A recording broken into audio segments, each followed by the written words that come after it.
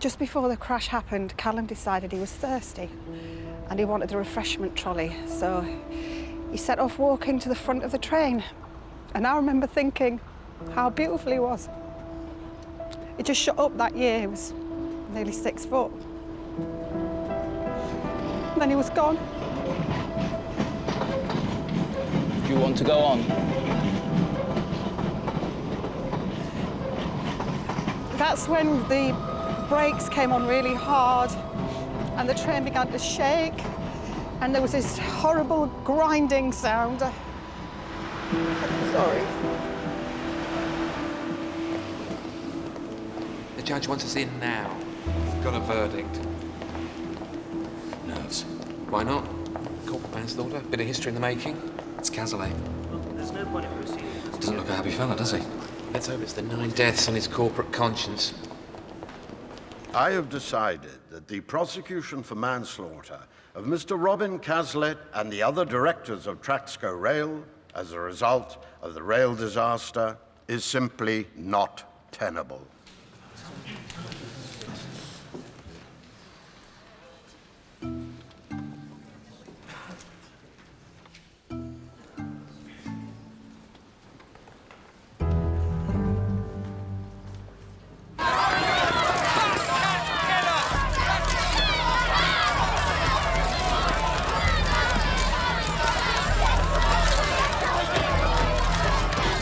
Iniquitous. The whole cheapskate operation is designed to make money for the shareholders, and the passengers can go to hell. So who's to blame for the crash? I'll give you 4 to 5 and have the train driver up on a manslaughter charge within the month.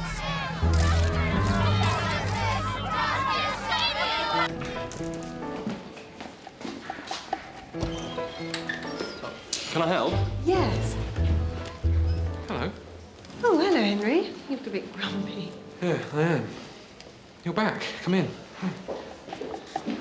Henry Farmer is late with his chambers rent again. Everybody's late with the rent.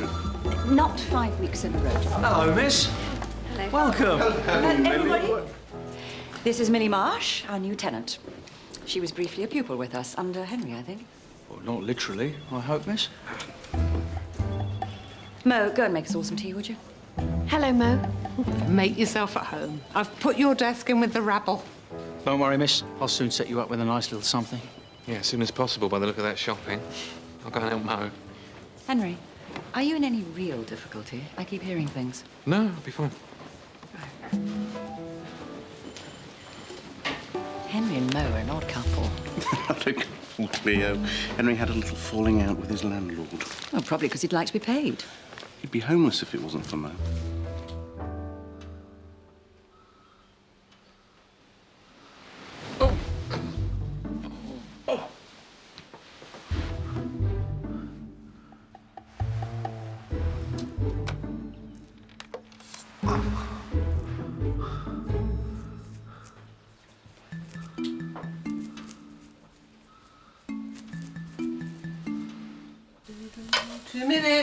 Just have cereal.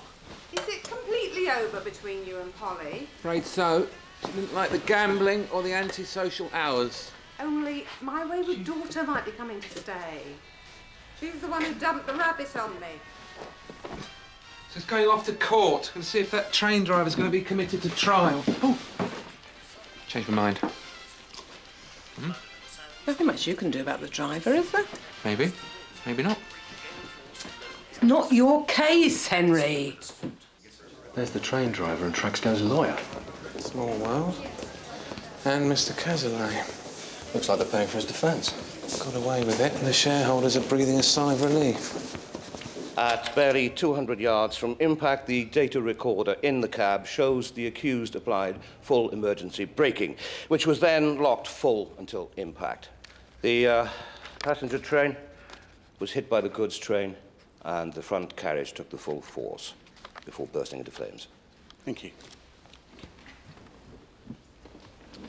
The Crown submits that this driver's reckless disregard for even the most basic health and safety regulations, let alone the rule book, was responsible for the victim's death.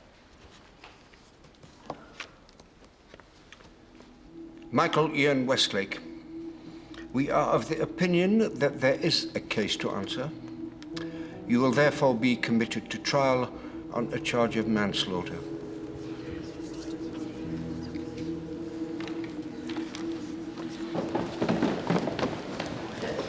Jezebel. I couldn't say no. She found out I'm a railway nut. Isn't this a bit beneath you? An elephant to crush a flea? I take it you're just an observer, Henry. Suddenly it's the driver's fault. Just ask yourself, if you were the government, who would you want to take the rap if you didn't want to spend billions putting the railways right? He went through a red. Feels strange, occupying the moral high ground. I'm talking to a lot of bereaved and damaged people, Henry, and they know who they want to see punished.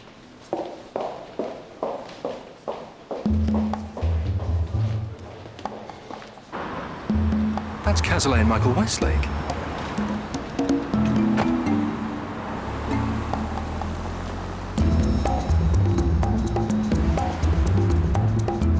Look casual.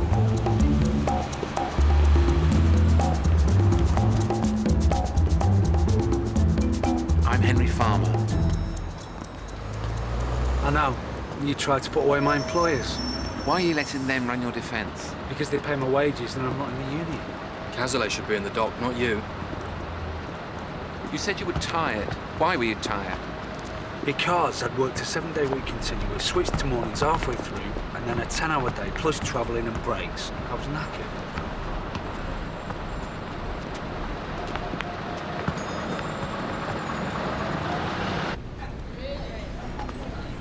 There's your defence. Look, mate, we all signed up for it. More pay, work your bollocks off. That's why the union hates people like me. So you think you're guilty then? Well, it's natural to feel guilty, isn't it? But I know deep down in my heart that it wasn't my fault. Traxco are trying to shift the blame onto the network, aren't they? Signals? So the last thing they want is an employee of theirs standing up in court saying he was dog-tired. Yeah, I was knackered, but that won't get me off, will it? If you made a mistake because you were stressed and overworked, then they've allowed it to happen. I'm on my own here. It's absolutely terrifying. I mean, these rumours going round that I wasn't concentrating. I mean, would you say to lies like that? Papers say you were using your phone. You weren't we? I'm not that stupid. Talk to Traxco's lawyers again. Insist on tiredness as a defence. Watch how they react. You're seriously out of order, aren't you? Betting slip. You're a gambling man. If you change your mind, call me anytime.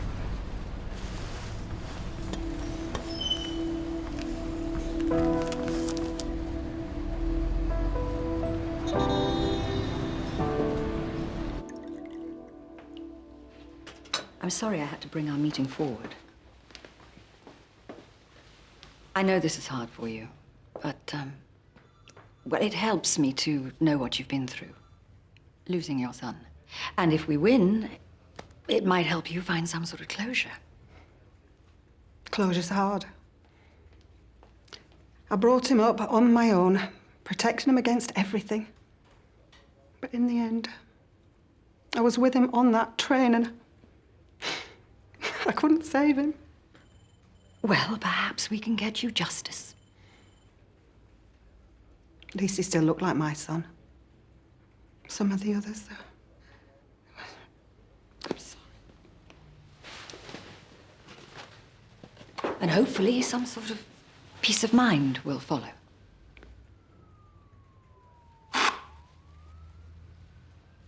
As a new clerk, you should understand this is a Chambers outing. So no loose talk. What's the Chambers outing? He means we've got barristers in this chambers on opposite sides in the same trial. Oh, plenty of opportunity for a bit of sparring. Oh, no, it's all very civilised. You just don't talk to the other side about the case. What about the signal sighting? Was it so poor the driver didn't see it? Don't do this to me. I think he stands a good chance with that, don't you? Don't be tight-assed. Lend us a tenner.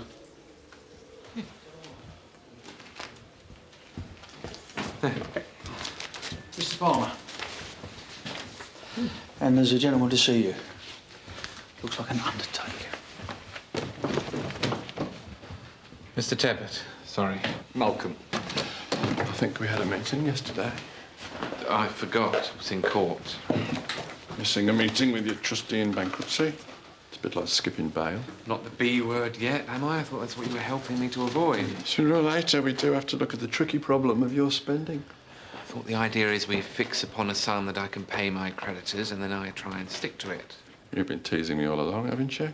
You do understand. First, we work out your basic needs. Basic needs? Food, laundry, rent, and then we can distribute the rest to your creditors. We have to fix a sum you can survive on. It'll include the odd pint, don't worry. Maybe a curry occasionally, if you don't eat in the West End. I see that the contract on your mobile's expired. Perhaps you can change to pay as you go. You say you're staying with a friend. Really, I want to do that forever. Hopefully you'll be able to find yourself a nice bedsit for a reasonable price, somewhere in the suburbs. Mr. Farmer? Hello, mate. Nice to see you. Train driver and his new solicitor. Hello. I had to think. Decided that you were the first person who'd spoken sense, Mr. Farmer. And you're a better man, too. Well, don't take any tips from me, you'll lose your shirt. I'm so sorry. This should never have happened. The defence team comes from these chambers, too. Come on, let's go. That's the driver. Yes.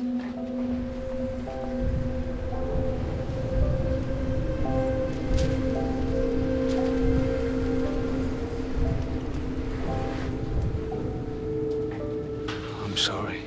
You're sorry? What are you doing up? Hey, calm down. Were you playing computer games? Calm down. They were all lies. Take it easy now. You have a diary in this place, Ray? I saw her climbing into a burning couch. They dragged the lad out. He was still alive. I wanted to help, but my legs, they won't work. Ray. I don't know who cocked this up, miss, but it wasn't me, I swear it. I know everything that's in that diary. Did you set this up? Oh, don't be silly. No, it was probably that new clerk. My new clerk would not make this sort of mistake. I wouldn't put it past you. I think you should withdraw that stupid remark. Well, I really don't feel like it. How did you muscle in on this case? The defendant's changed his solicitor. Oh, yes, we all believe that. You did say civilised, didn't you?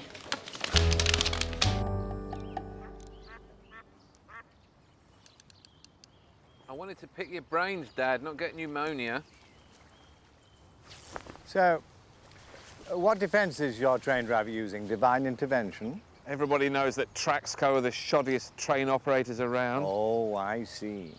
You chair a public inquiry into safety on the railways, you write a report, and you don't even mention Traxco. Privatisation is evil and it's all the government's fault. So we can just forget corporate manslaughter as a crime now, then, can we, if our lordships find it all too fretful? So who do you blame? I understand Robin Casler's doing a fine job turning that company around. The government have renewed their franchise. They must be doing something right. Why so little in the report about the long hours that train drivers work? Plenty of evidence at the inquiry. The government put pressure on you. They can't and don't. Change your newspaper. Working men aren't all saints. I blame your mother taking you away from a decent school and sending you to a comprehensive. Still, I suppose Geordie's like the common touch. I'm Robin Casler's, Chief Executive of Traxco Trains. Today marks the anniversary of a tragic accident that has changed the lives of many people. But first, I would ask you to remember the 9 who died on that day. Lily Caldies. It's rather brave of Casler to face the survivors. Paulette Caldies. After all the stuff that's been thrown at him. How many more dirty tricks can I expect from you after that little confrontation in chambers? I don't know what you're talking about. You knew my client was vulnerable. Roderick Grantham. So? Shake him up a bit, maybe he'll plead guilty and get yourself a lucrative little appeal. Well, he seems to be holding up. Your idea, Henry? Lily Chung. Could be thought a little insensitive in the circumstances. And Callum Nicholson. Dear Lord, help us in our darkest hour. Hear the prayers of those who have been left behind, and help us to grieve. Grant those we have loved eternal peace and a home in heaven. Amen.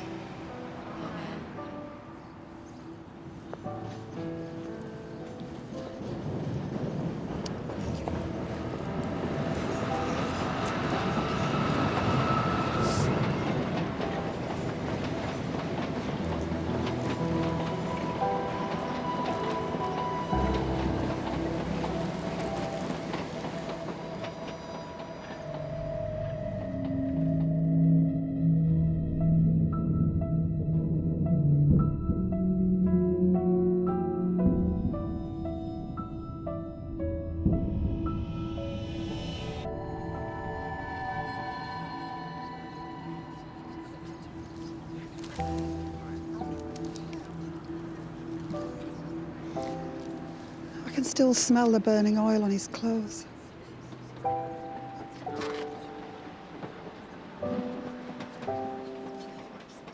So how long have you been working for Traxco? I'd only been qualified a short while. I was good. I thought about safety all the time. You do. I never put a foot wrong. I'd have been happy driving trains for the rest of my life. Do you remember cancelling the warning in the cab, on the yellow? Of course I do. It's like a reflex, you know, standard practice. Then you knew the next signal could have been red. But you didn't slow down. What happened in between? What did you see? Or what didn't you see? I never saw the signal. You know, if the sun's low, the sighting's bad. But you've done that journey 14 times before. Did any other driver report that he couldn't read the signal? I don't know. This was your third journey of the day. You've been driving since just before 6. Medical's A1, no blackouts. You know, I was lying by the track and this bloke, a passenger, he came near and he says to someone, "There's no justice, the driver's survived." Sorry, can I borrow your phone, please? Yeah. Cheers. I have one of these. You pay as you go. Yeah, just changed. You're out credit.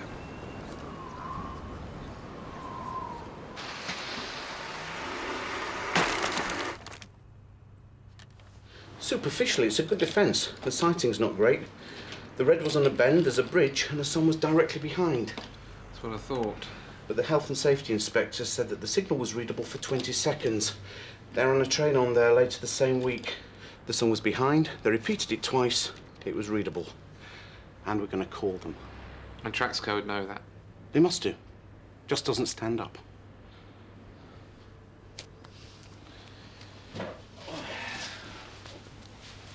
You kids have fun in here. I don't let them play with it. Well, thanks for the meal. If Cleo finds out I spoke to you, she'll kill me. It's all in the name of justice. See you tomorrow in court. Yeah.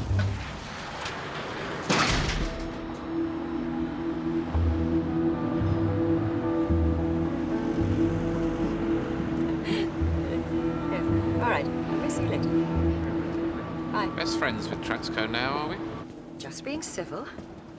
This is a first. Us on opposite sides. All ready to get the government's transport policies off the hook. Oh, spare us. Why would I want to do that? I don't know, must be something in it for you. Seat on the bench or place in the Lords. You're a very balanced person, Henry. A chip on both shoulders. You commute to London every day, Mr. Hunter. Is that right? Yes. And what did you see when you got off your train? The train the other side of the platform was just coming in. I suppose I was 50 feet from the buffers when the cab went past me.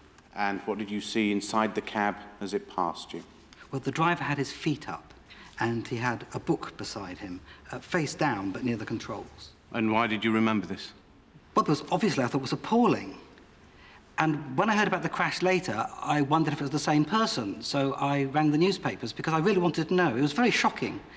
And the newspapers rang back later that day, and they said it was the shuttle, and that they could prove it was the same driver, and would I give them an interview? And do you recognise the book-reading driver in this court? Yes, that's him there. You probably know it's the habit of some papers to make allegations about serious accidents. Book reading drivers, recklessly texting on mobile telephones has a strong effect on sales. Is that a question, Mr. Farmer? The witness says he saw the defendant reading a book. It's not the Daily Mail giving evidence. Do you get paid for your story? Certainly not. Not some expenses? Well, a small amount. It goes to some trouble. I don't doubt that you were genuinely alarmed by what you saw. When you say it was a book, what colour was it? Not a very definite colour. Palish. Is it anything like this?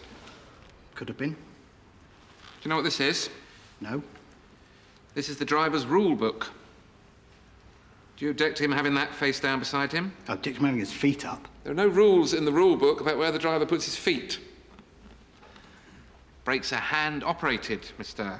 Hunter. It looks sloppy. May have done, but it wasn't dangerous, was it?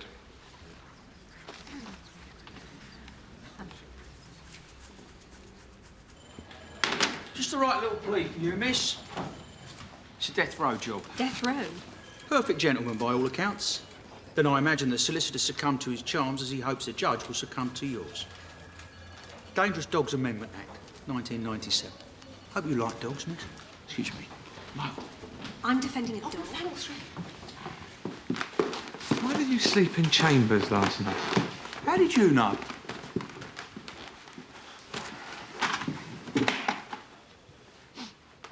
It's your aftershave. They were filed under R.V. Smithers. Yeah, I was going to stay in a little hotel round the corner, but they were full for the night.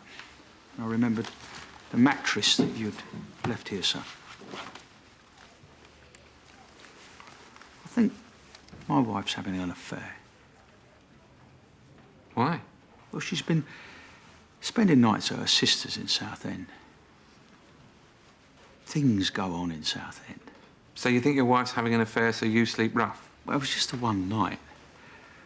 Nothing like this has ever happened to me before. Don't say anything about this. Hello, Denzel. I'm a bit nervous with dogs. Is he really okay? Oh, he's lovely. My youngest dotes on him. I'm all that stands between you and a lethal injection. Oh, you're all right. They got it wrong about you, didn't they? What you did wrong was you moved too quickly. Denzel doesn't like strangers to move too fast, unless you've got a treat. What are you looking at? The wig. Very retro. It's been fixed. You can tell from behind. Go away. What was your role in the company at the time of the accident? Before I took over as chief executive, I was an executive director in charge of health and safety. And can you tell me a little about what you did? When Traxco took over the region, we decided to make safety a priority. After the very stringent Gillespie report, we commissioned a risk assessment. Would you say there was any reason for a driver to be fatigued at work? Well, not unless he was tired for some other reason. If he'd been out partying or turned up for work without sleep for any reason, he would be very much on his own.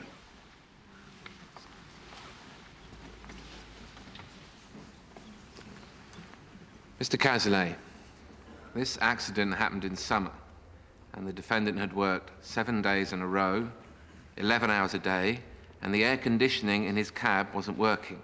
He'd reported it to the company the week before, but it obviously hadn't been fixed. Is that looking after the health and safety of your employees? Our records say that it had been repaired the week before. The defendant said in his statement that it hadn't, and he was in the cab, wasn't he? It was a good excuse. And since it was badly damaged in the accident, we only have our service records to go by. The records show it had been reported faulty 4 times in the previous year and had failed again 4 times. Isn't that right? The records show it was not only fixed, but completely overhauled in the previous week. You mentioned the Gillespie inquiry into the state of the railways 2 years ago. That was a whitewash, wasn't it? No, I feel the report made a significant contribution to rail safety. It was a green light for unscrupulous companies like yourselves to work drivers longer hours, wasn't it? On the contrary, we follow the legal requirements to the letter. But you're known as a company that actively encourages drivers to work long hours of overtime, aren't you? It's about common sense. We look after our drivers. But they must look after themselves. What do you mean exactly? Well, I understand from the disciplinary records that the defendant was reprimanded for his habit of travelling to work in London from his girlfriend's in Reading, because it was feared he was depriving himself of sleep. Unfortunately, the court hasn't seen these records. Can they be provided? I understand they can, my lady. Do you have proof he did this before the accident? I understand we don't have proof in this case. But my managers feel it a very strong probability.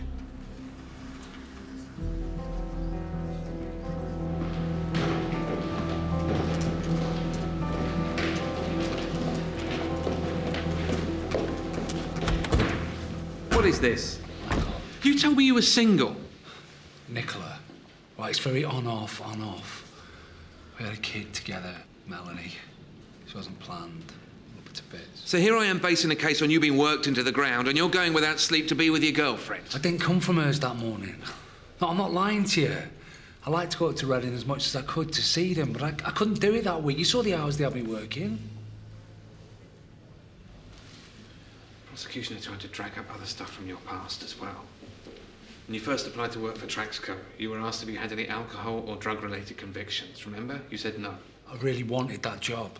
You had a conviction in 1998 for drunk and disorderly. You were expelled from school for possession of cannabis, plus 2 convictions for joyriding. I lost my mum. I had a dodgy time. I got through it. Oh, they're gonna think I'm a nutter. That's what the other side would like them to think, but we won't let the jury hear it. You tested negative for everything after the crash, so that's all that's relevant. But it's a warning. You have to tell us everything. I put the boat out for you, Mick. You've got to be straight with me. Okay. Now we need a statement from Nicola saying you weren't there the night before. Yeah, she'll do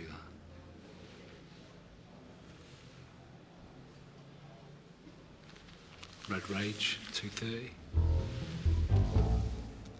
Yeah, looks good to me. I'll scrub that then.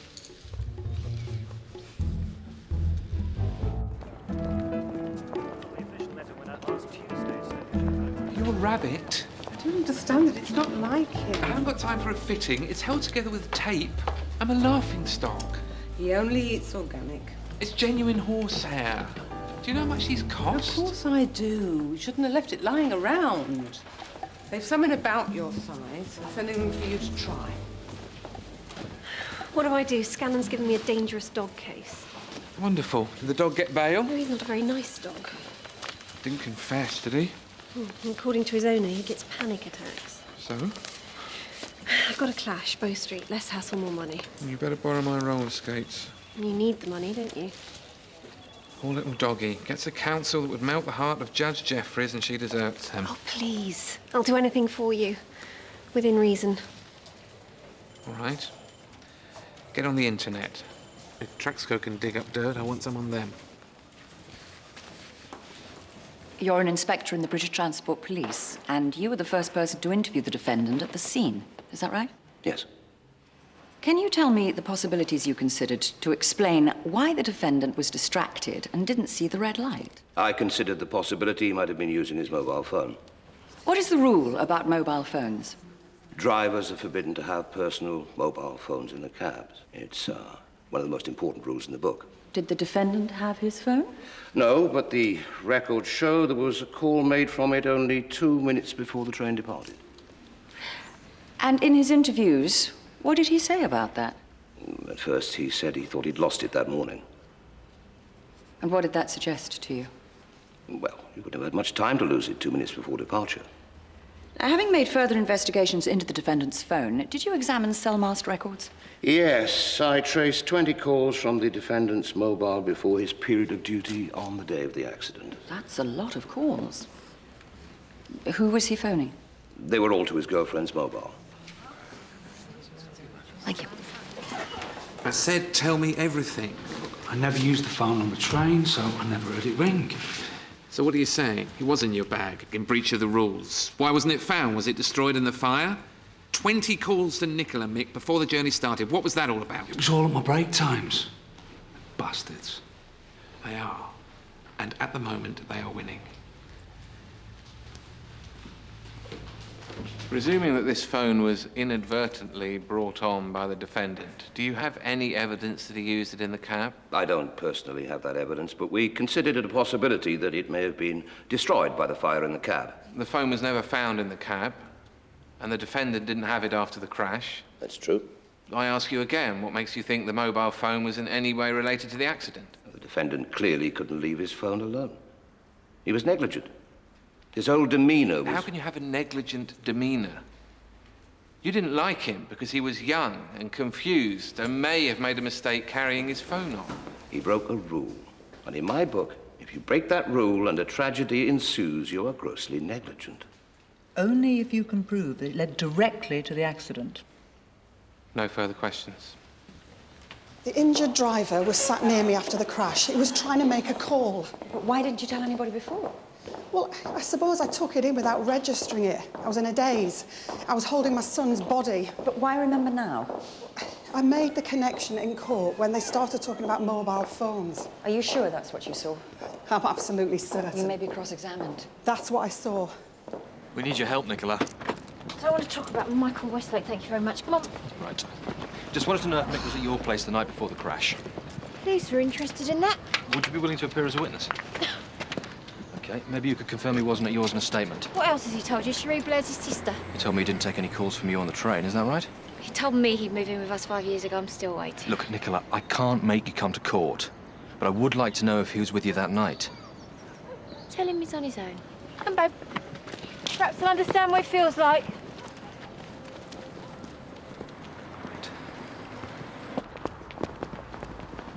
Still taking interest then, Dan? How dare you slander me in court? Is it August the 12th? Open season on me now? Nothing personal. Of course. Nobody wants these train companies to fail. It would cost billions of pounds that would come off Granny's pension and the NHS. Grow up. Is this about accountants or real live people? Do you know what a 1,000-ton railway train does when it smashes into a human body? You must have seen a lot of forensic photographs of other crashes when you wrote that report. Didn't you look at them? Didn't they have any effect on you? Why did you go into the law? If you wanted to use the course as a soapbox, you couldn't have wanted to emulate me. No, I wanted to annoy you. You bloody well succeeded. Well, I might be about to annoy you again, because I'm going to call you as a witness. You can't call me. I think I can. I'm a bloody Lord Justice of Appeal. And that's just what I'm looking for. I know this will be extremely painful for you. Can you tell the court what happened after the accident? When they brought my son out, he was still alive. And I stayed with him and I comforted him until he died. And there was another person lying nearby. He'd injured his leg and he was waiting for a stretcher. Why did you notice him? Well, it was absurd, really, because I was just numb and I was staring at him and I noticed that he had a mobile phone and he was trying to use it. I thought perhaps he might be trying to call his wife. Can you explain why it seemed absurd? Well, he obviously couldn't get through because he just threw the phone away into a field by the tracks. Do you know who the man was? I didn't at the time. I thought he was just another passenger like me. But it was that man there. The defendant? Yes.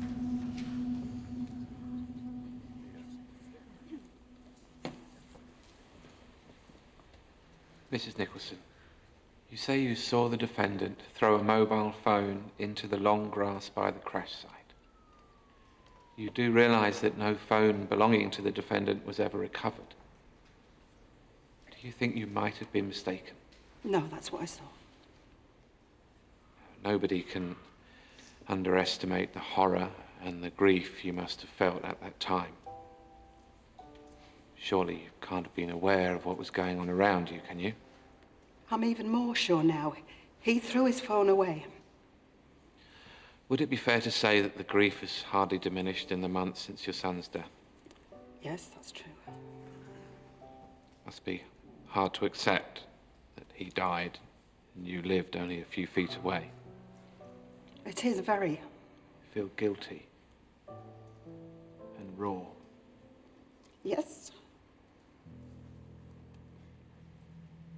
If anybody could take that burden away, it'd be a huge relief to you, wouldn't it? I don't honestly think that's possible. But if it was found that your son's death had been caused by negligence or any kind of failing on anyone's part, that would be very hard for you to forgive, wouldn't it? At this time, yes. No more questions.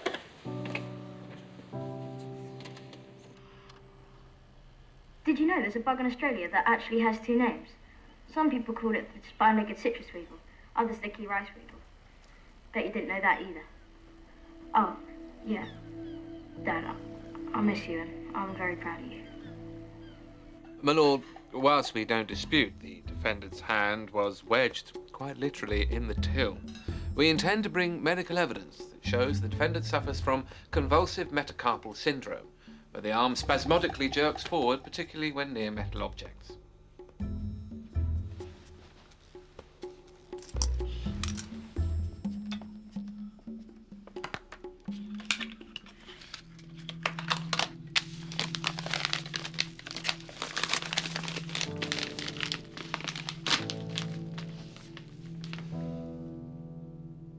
So what's between you and Nicola? I thought she loved me. Well, in that case, why is she threatening to be a hostile witness? Because she doesn't want me to see Melanie because I'm supposed to be irresponsible. I want to see them. Why did they get like that? Listen, my kid's mum was so angry with me, she took him to Australia. If you think she cares about you at all, why don't you try and find out what's winding her up? No, seriously. Okay, this isn't what you expected, but I was looking through some background trying to find you something, anything, and I discovered that Traxco trains were set up with capital from a number of places, but the principal one was Kelsale Investments. Loads of people threw money around when the railways were privatised. It was a feeding frenzy. One of the directors is Cleo's husband, Baron Rupert Bergdorf-Steen.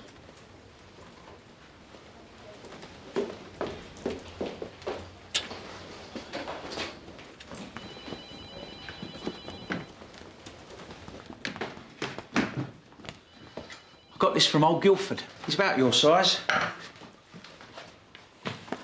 You don't mind me imposing upon you about my marital difficulties, do you, sir? Has anyone said that Ray Scanlon's behaving odd? No. Well, I don't see why you have to spend the night away. You're not the one having the affair. Is she having an affair? You know this? Sorry, the alleged affair. Ah. Well, I just thought if I stayed away one night, she'd miss me. How did she react? Well, she didn't mention it. Nothing. Just in a world of her own. But you still think that when she goes away, she's not with her sister?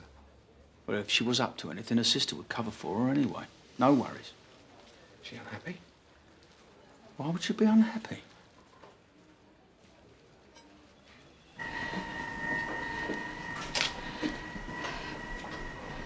What brings you here, Henry? You want to make a deal already?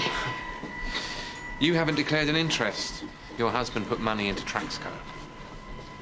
Now, maybe you told the judge, and for some reason or other, she decided it wasn't relevant. I didn't know anything about it. Anyway, it's not relevant. I'm going to declare your interest if you don't. Oh, this is ridiculous. I don't know a tenth of what he does. Spare yourself the trouble of making a fool of yourself, because you are just about to lose this case. We found the driver's phone. My learned friend's husband has raised venture capital for Traxco, and the company's interests clearly align with the prosecution. If the driver has committed a crime, it gets them off the hook. My learned friend has a clear political agenda. Well, the last thing I want is a retrial. How did this come to light? Just came across it by accident. Did you? It's irrelevant. Why is it irrelevant, Mrs. Steen? It's a private matter. I'm afraid not now I know about it. Well, I really didn't want to have to talk about this. Come on. My husband and I are living apart. I expect very soon we'll be divorced. I can safely say that our interests don't coincide. I'm sorry to hear it. I don't believe that this will prejudice the defendant getting a fair trial. If you have any objections, make them now, Mr. Farmer. I defer to your judgment. I had no idea you were actually divorcing, really. I can go higher than you. Well, Daddy's hurt his leg, so...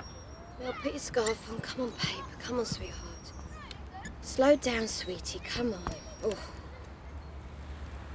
You're all over me now. I can get you out of a mess. A mess? I'm on trial for manslaughter, Nicola. You told me you was going to be all right. No. They want someone to blame, and I'm the easiest. We've not been following it on the news. I hear what's being said. I've got to get Melanie to her aunt's. I'm late. I'll just get involved all over, and then you'll let me down again. How can you be so bitter? I'm Mel's dad. I could go down for a long time. You'll still be acting like a kid when you're 40. Look, I don't like being hard. I've just got to think of her. What were you up to that night? I was exhausted. I was sleeping in my bed. So there's nothing to come out. No. Look, they're just trying to wind the jury up. I know all about being wound up from you. Look, I'm just asking you to tell the truth. Don't send me down because you're angry. Mick, I told the police a long time ago you weren't in Reading that night.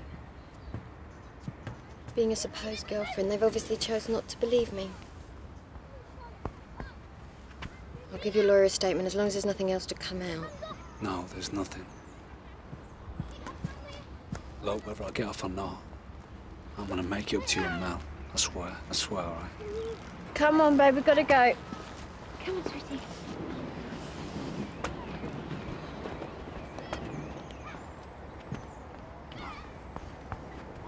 Pop it. I love you.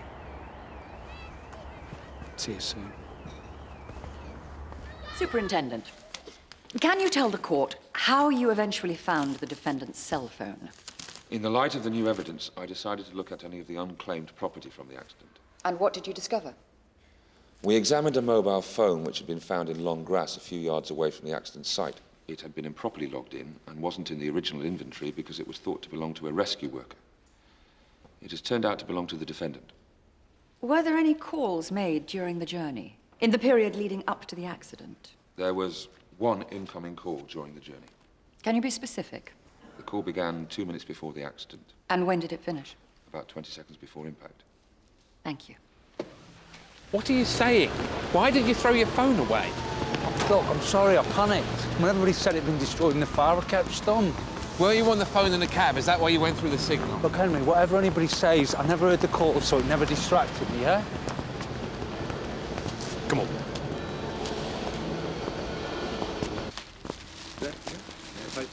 That's £3. My Uncle Ted's got an empty flat in Holborn. Now, I can't get the keys yet, but it's got a jacuzzi and a fantastic view of the spaghetti house. Is this Uncle Ted the dodgy share dealer? Could be a real find. There's no rent. It's convenient for the courts. There'll be a catch. Thanks anyway. Oh dear, oh dear. Isn't for me. We forgot our date again, didn't we? I'm in the middle of a very big case. Keep that money coming in. I'm sorry to be the bearer of bad news. I'm afraid your creditors have decided not to accept the voluntary agreement. Not very nice people, bookmakers. What does that mean? How big's the big case? Any chance of a windfall in the order of 100,000? It's legal aid. Bankruptcy is what it means. I shall need full cooperation and further disclosure of your financial affairs. I would advise you to steer clear of four-footed animals. Quite right.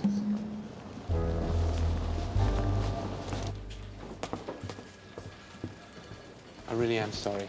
I feel completely humiliated. Why didn't you tell me before we got to the judge? Because I was sure she'd throw it out.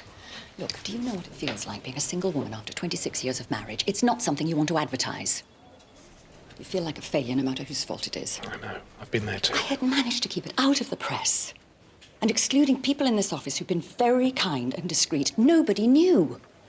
We close ranks, which is why nobody's gossiping about your financial problems. Well, now, apart from the odd solicitor's clerk in Burnley, the entire profession is going to know my life's in a mess.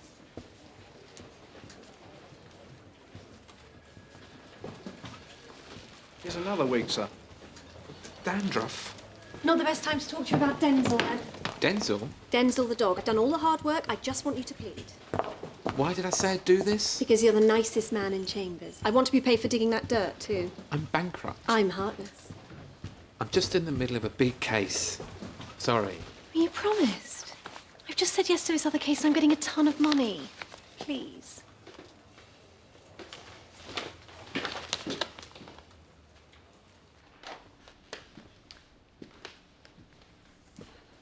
I don't know how to say this.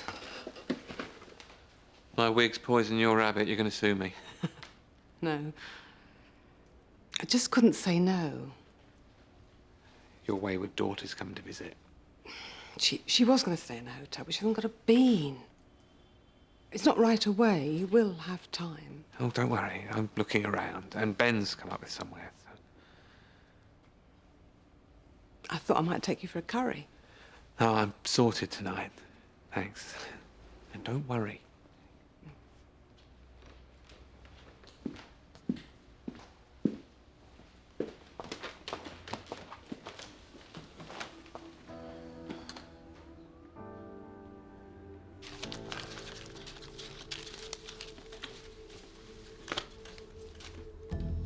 Let's make it 100.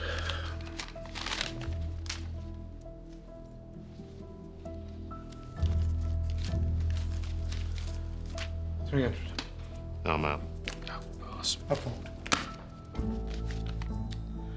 How much you got? 220. 220.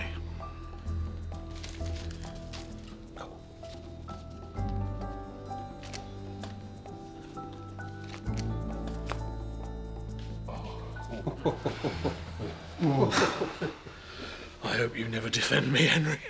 Don't gamble in court. Have a good morning, Henry. See you next week.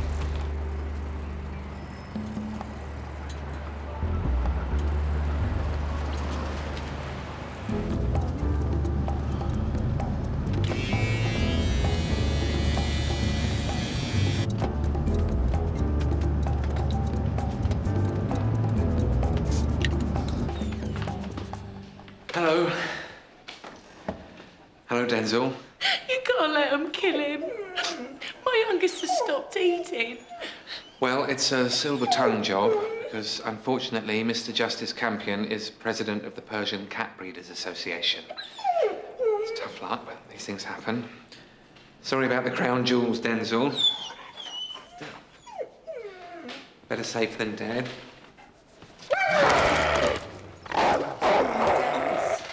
See, the thing was, you moved too quickly. I draw your attention to paragraph 1A of the 1997 Act. States that nothing shall require the destruction of a dog if the court is satisfied that the dog would not constitute a danger to public safety If what, Mr. Farmer? If it were neutered. I draw the court's attention to the veterinary surgeon's report of the operation, which was carried out last week. Would you hand it up, please? Do you mind taking your hand out of your pocket, Mr. Farmer?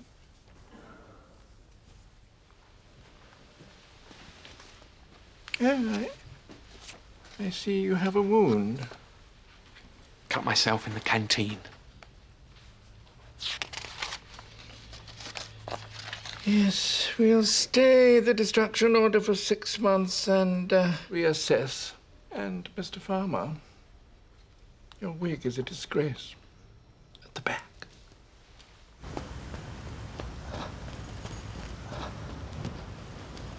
I'll do you a deal. No deal. If you call me, I'll be forced to tell the court that Traxco are a company beyond reproach, and being who as I am, I'll get away with it, and you'll look like a prat. And you look like a liar. However, you could do worse than contact the chronobiology department of York University. A bit of a long shot, now that your client appears to be so reckless with his mobile. What have you done with your hand? Never make jokes about a dog when he's had his balls cut off. Deal, then? There's a disgruntled ex-board member at Traxco, too, who might give you some interesting papers. Are you trying to help me? To not make you look like a fool? Thank you. But I'm still going to call you. I do not approve of distinguished High Court judges being dragged in like this. You can't refuse a witness summons. I'm very tempted to. I mean, he's your father, for heaven's sake. I don't like doing this. Ha!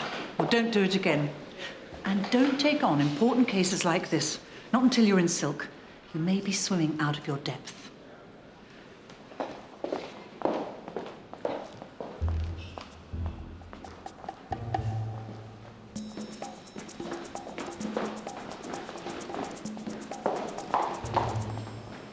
Can you tell the court who you are? Yes. I'm Sir Marshal Gillespie, Lord Justice of Appeal. Did you chair a public inquiry and write a report 2 years ago that dealt with safety on the railways? I did. Do you remember examining a study on driver fatigue by the chronobiology department of York University? If you say I did, I must have done. May I remind you the defendant is accused of killing 9 people. Are you cross-examining me? The study is called Driver Fatigue and Working Hours, Risk Assessment for Traxco Rail, January 2003. Did you call the writers of this report to give evidence at your inquiry? No, I did not. Can you tell the court why? The report was written for Traxco, who were not one of the companies involved in the 2 previous accidents. And was that why you didn't call the authors? It was felt that Traxco were a rogue company who wouldn't get a franchise next time round. Did they get a franchise? I believe they did. What did you feel about the study on driver fatigue? It made some telling points about the stress train drivers were under, but in the event, the government wanted to limit the scope of the inquiry, and time was short, and that was why I didn't call the authors of the report. Do you know what happened to the report? No. I hope Traxco implemented its findings. Why do you say that you hope Traxco implemented the findings of the study? The report clearly said, if I remember correctly, that Traxco was a more aggressive management than others in the industry. Their drivers were worked too hard, and this compromised safety. What would it mean if the report wasn't implemented? Given the tenor of the report, in the event of loss of life in an accident due to driver fatigue, anyone in Traxco who made an executive decision to ignore the study would, to my mind, risk committing crime. Thank you. Thank you. Your old man sorted it. He's turning Traxco over. Yeah, but the jury still think you could have been messing with your phone. Well, you tell me I wasn't. Look, I know you like playing Jack the Lad most of the time just to keep your spirits up. But there are other people's lives at stake in accidents that haven't even happened yet. It isn't just about you. Yes, it is about me. And you're supposed to give me the best defence possible. Yeah, and I'm trying to, but you're not helping. Oh, you don't give a toss about me. Otherwise, you get behind me. You just said it. You're after Traxco and the people who run it. No, I'd like to get the people who ruin the railways. But you can't have everything. Are you going to believe me or not? OK, read my lips. I did not hear that phone. OK. How the hell am I going to prove it? Still can't believe you said all that. Thanks, honestly. I hope you're satisfied. I presume this means the government don't mind seeing Traxco swing? Do you think I'm some kind of judicial puppet? Had it ever crossed your mind that I might have gone back to look at the facts to try to put right or wrong?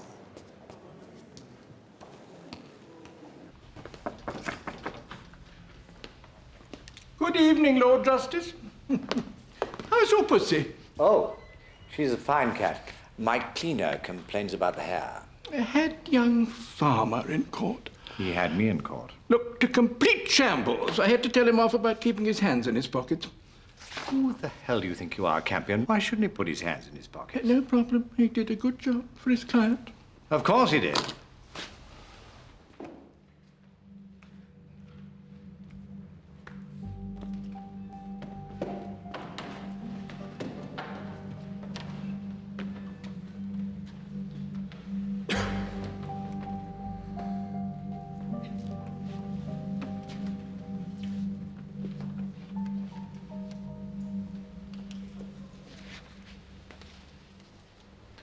You started work at 6. When did you get up? About 3-ish. I travelled from my flat in Walthamstow to the depot. So how were you feeling on that morning? Of course, you don't want to say that you're tired, but you don't get off to sleep before you have to wake up again. I'd done 7 days of that. They wouldn't do it to a pilot. If Traxco Trains wanted you to work certain hours, legally, you object? Yes, but in practice you don't. What happens if you ask for relief? They mark your cards. You're the sort of person who often says you're tired? No, I never want to say I'm tired. Work's supposed to be good for everybody, isn't it? You bring money home for the family, the shareholders get rich, the companies put on more trains, and the public are happy, aren't they? That's the theory. But people like me are stupid and we work too hard. So when you undertook that journey, how did you feel about driving the train? I felt fine when I started out. Only when you started out? After about 20 minutes or so, I started to struggle. The aircon wasn't coping. It was cloudy and windy, but in the summer, with no aircon, the cab still gets like an oven. Did you consciously do anything to put your passengers' lives at risk? No. I never saw the red. And then you end up seeing things that you shouldn't ever see. People saying that it's your fault. Why didn't you see the red? I was tired.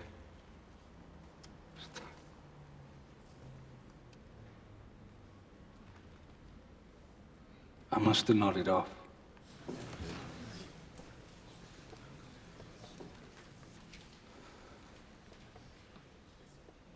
Were you aware of anything at all? No. I wouldn't have heard a phone if it was ringing. Have you admitted to anyone before at nodding off? No. I hadn't even admitted it to myself. You made 20 calls to your girlfriend in the hour before you went on duty. 20 calls in an hour without a reply from her. Do you honestly expect the jury to believe that when she replied, you ignored it? I didn't hear it. The phone was on. You were desperate to speak to her. Why were you desperate to speak to her? Because my little girl had suspected meningitis. Yes. Let me play the court the message she left on your phone. Care so much about her, why don't you come and see us more often? Phoning all the time's no good, Mick. I took her to the hospital and they say she's going to be all right. It's a virus, it's scarlet fever, and all she needs is antibiotics. Okay? It's not a message that's easy to ignore, is it? That's why I broke the rules and took it with me. I only found out that morning. I hadn't seen her for a week. I was frantic. How could you have ignored it? I would have answered it. Like a shot. It's only human. I would have done. But I never heard the phone.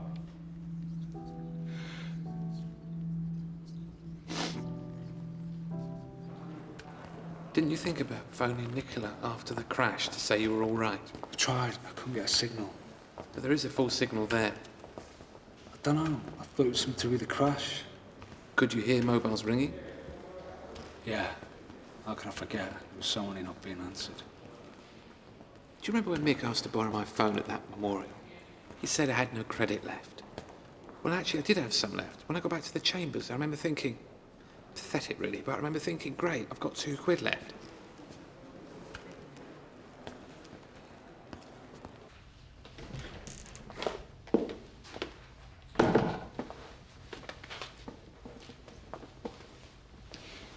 I hope you don't think this sounds too cheeky, but I heard you were looking for somewhere till you find a new place. Well, I'm not at home most of the time, because I'm at my boyfriend's, so you'd be kind of doing me a favour. Well, like a kind of guard dog. Yeah. Well, it's a big spare room, clean towels, nice view. Well, it sounds like just what I'm looking for. How much? We've already paid the first 3 months' rent. Denzel. Oh. Well, I know someone who'll approve of that. Night.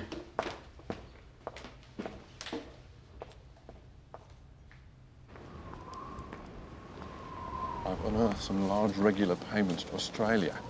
Internet betting firm in Sydney. They're for my boy, Zach. You're supposed to tell us about any court orders. It's not a court order, it's voluntary. Oh, well, good. Quick way to reduce the burden. I'm not stopping my son's money. Is your ex-wife single? No, it's not the point. Zach's money goes into a trust. Did his mother ask you to? No, I'm not ripping off my son. Don't comply. I'll have to report you to the court and to the Professional Conduct Committee of the Bar Council. Small favour. Could I possibly borrow a phone? I have to tell my wife about that for dinner. What's wrong with yours? It doesn't like wind. You don't get a service, so there's no hour in the month either. Bloody cheap phones. You recommended this to me to save money. In the light of my highly expert witness's remarks about working conditions for drivers, I would like to recall and cross-examine Robin Cazalet. My honourable friend has already had the chance to cross-examine him thoroughly and didn't take it. In the light of Sir Marshal Gillespie's evidence, I can't refuse, Mrs. Stein. But I am doubtful, Mr. Farmer.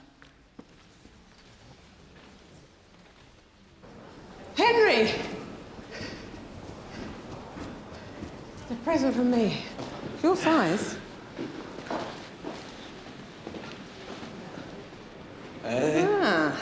Thanks. Oh, it's nothing. Thanks for giving me a bed. You're done. Oh, any time. Sorry I had to throw you out. That's all right, I'm sorted. Who is it? Just a friend. What's the weather like? Depressing. I'll be in touch. Your client's going to jail.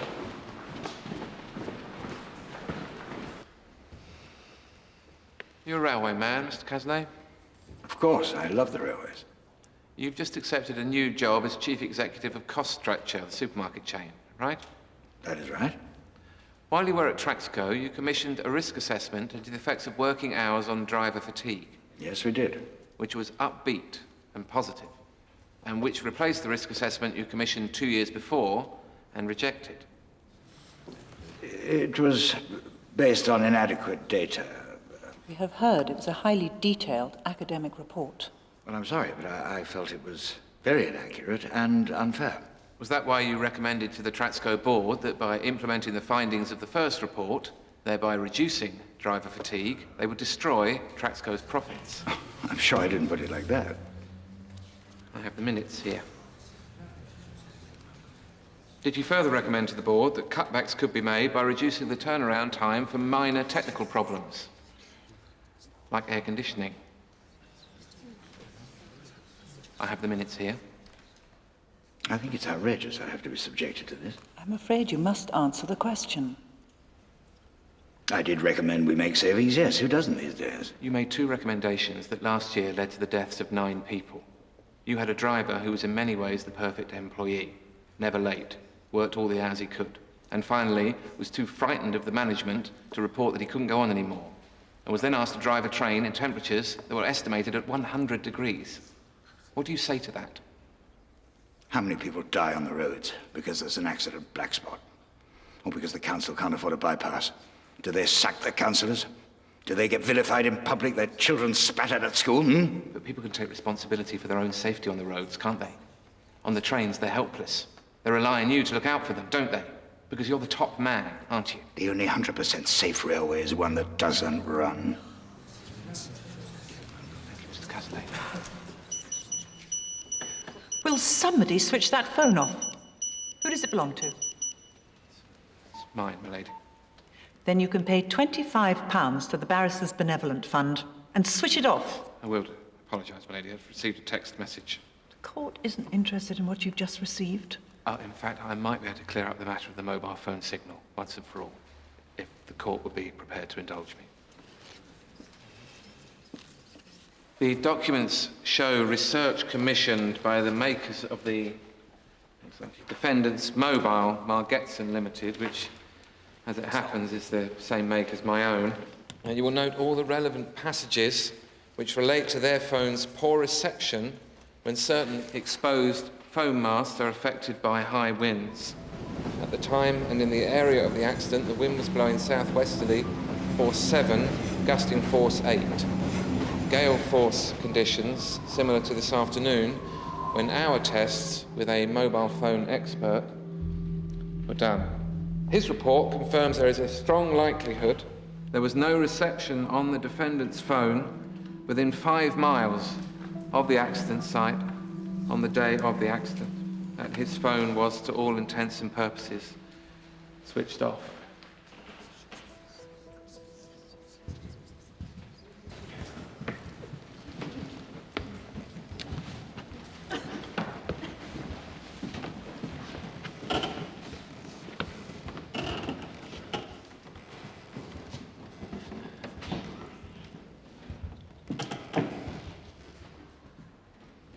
On the count of manslaughter, guilty or not guilty? Not guilty. And is that the verdict of you all? It is. In my opinion, Mr. Westlake, I am satisfied that no reasonable person could blame you as an individual for this accident. You can walk away from this court with your head held up high. There are others who may feel that they were extremely lucky not to have been tried in your place. It is my strong personal feeling that it is in the public interest that the law of corporate manslaughter is reformed. I must compliment those people who are trying to do something about it. I just heard you won. Fantastic. Spare keys. Oh, fancy a drink? Already booked. Bloke's birthday. I'll see you later at the flat. Some people have all the luck.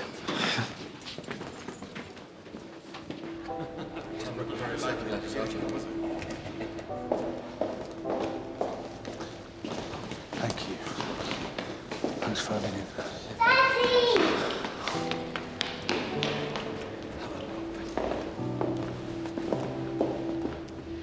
I had to direct my anger at someone. Seems I got the wrong person. I'm sorry.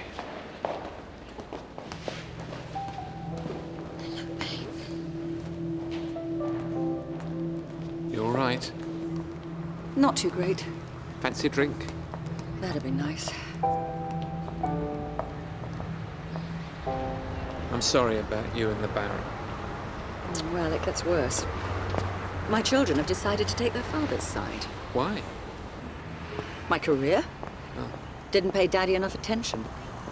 And they don't want him to disinherit. What are you going to do? I'm going to divorce him to within an inch of his life. I can't buy you a drink because I don't have any money. Oh, it's on me. Never let it be said you're a bad loser.